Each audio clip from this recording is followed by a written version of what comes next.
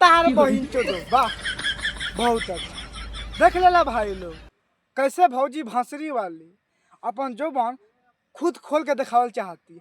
अरे बहन चोद तो शर्म कर ले, आके इंटरव्यू देती है कि तू फाइनल पेल दिया है। ऐसे करेगी तो कोई भी पेल देगा। अच्छा ठीक है। क्या हाल बाबा, आज हम फिर से बात कर ले बानी तूफानी लाल एंड सोना पांडे। भाई आज का वीडियो बहुत गाना फार बा, ऐसा कहना चाहते हैं वीडियो के पूरा देखा बहुत मजा आए। वीडियो बना के बस एक ही मकसद बा, एक ही मकसद रहेला आप सभी को दिल से हंसाने के लिए, ना किसी को दिल को ठेस पहुंचाने के लिए। तो बिना कोनो लाना वाला सुन के आज के वीडियो स्टार्ट करते हैं।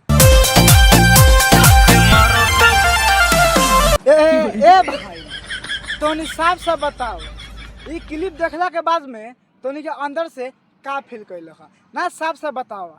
अपन बताई तो भाई हम मन तक कहता भौजी के कूद के पेल दी कि भौजी के जबन से दूध ई कलो लागो, मतलब केंती करते यार, पूरा खोल देती है फिर सटा लेती है। ये सब क्या है यार। ए भौजी हम कहल चाहता नहीं लाड़ चटाबू।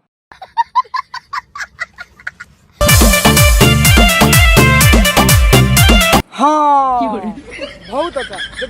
देखा तारा कैसे भैया खड़ा गला भौजी के निवा के आना चाहता। वही से तो कहले सोना पांडे कि तू फाइनल पेल दिया है, लेकिन भैया तो कहना कि हम पेल ही नहीं की, कुछ कहले ही नहीं की। अरे बहन चोद भैया हमारा सब तोहरे पे बा, जैसे तू भौजी के निरोले बारा नो, ई तारा स्टाइल देखला के बाद में पागा कहता नहीं तू छिनार बारा। ये सब क्या है यार, ऐसा कोई डांस करवाता है? ये सब क्या है? सार बुढ़ी छुछुनर पटा के पेल दम हगे के पड़ी। चल झूठा देखला हा कैसे भैया पीछे से भौजी पेल देला भौजी कैला खिया देखला हाथ तोर बहिन चोदो। ए भैया हम तो कहते भैया तू घर में पेले ला, ऐसे पेल आ काम खत्म कर, लेकिन कैमरा के सामने ऐसे मत करो हो भैया। ई तहा देखा था नू तो पहले का याद आवता जैसे हम भौजी के पेले बन, तो प्लीज ऐसे मत करो। और फिर तोरा कूद के पेल दम सार तोरो झाँट लाल हो जाइए, बाद में कह कि का पेल रहा। तो हाँ जो की रिक्वेस्ट बा कि ऐसे भौजी के डांस मत कराओ, भाग भौंसरी वाला। गजब बेइज्जती है। जब से पवले बमल सोहरी। अच्छा जब से पहले बा माल शहरी, तार कहे के मतलब का बा कि जब से शहर के माल पहले बा तब से खाली पटा के पेलते रहता। अरे भौजी ऐसे मत बोला कि मैं झाँट लाल हो जाए तार बहिन चोदो। तो लाल चटावे ला रुको जरा सबर करो। खके मारत भतार हरी। पटा के हक ना देता तारा बहनी के झाँट छिले।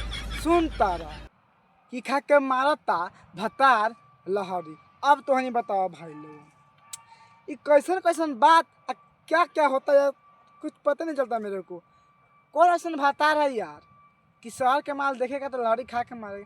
अरे वो तो लंड हो खड़ा होकर दवाई खा के मारी कि जा दे टीकी, तो लहरी खा के ठीक बा। जब तक भतार लहरी खा के मारता एक बार हमू लहरी खाएम आ चेक करम ठीक कि लहरी में कितना मजा बा।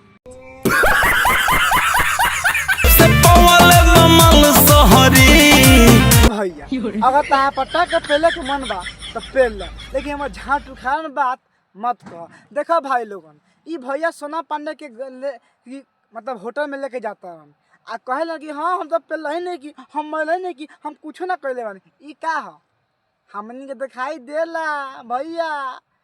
विश्वास होगा हमारे कि सोना पांडे के तू मार मार के फाड़ देले बारा। आ सोना पांडे जौनी बात कहलिया नु सही कहलिया। सोना पांडे भौजी भैया के साथ कबो ना छोड़ियो, मर जिए लेकिन ना छोड़ियो।